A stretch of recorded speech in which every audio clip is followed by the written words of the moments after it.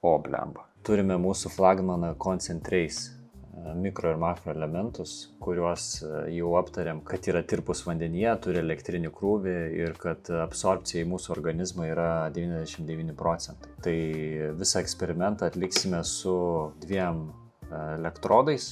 Eksperimento dalyvis yra rinkoje esantis visiems žinomas prekės ženklas, vanduo, kuris turėtų turėti mineralų. Ir pažiūrime, kaip tie mineralai atsivaizduoja su mūsų aparatu. Tai aparatas kaip kontrolinį ženklą turi kaitrinę lemputę. Ji turėtų nuo mineralų elektrinio krūvio pradėti šviesti. Tai galime pažiūrėti, kaip įpylus vandens, ten esantis mineralai aktyvuoja mūsų kaitrinę lemputę. Kaitrinė lemputė nešviečia. Dabar, kad Rosita man padėtų įvykdyti šitą eksperimentą, paims Concentrace mineralus ir įlašins 1 lašą į šitą vandenį Concentrace mineralų. Lašas įlašėjo ir lemputė pradeda aktyvuotis su mineralais ir pradeda šviesti. Tai vyksta tas krūvis, kuris esantis mineraluose, padeda mūsų ląstelėm būti sveikom. Ta energija uždega lemputę.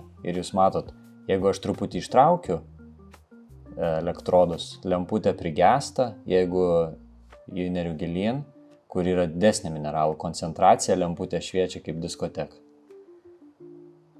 Tai toks šio eksperimento tikslas parodyti šitų mineralų potencialą jūsų organizme.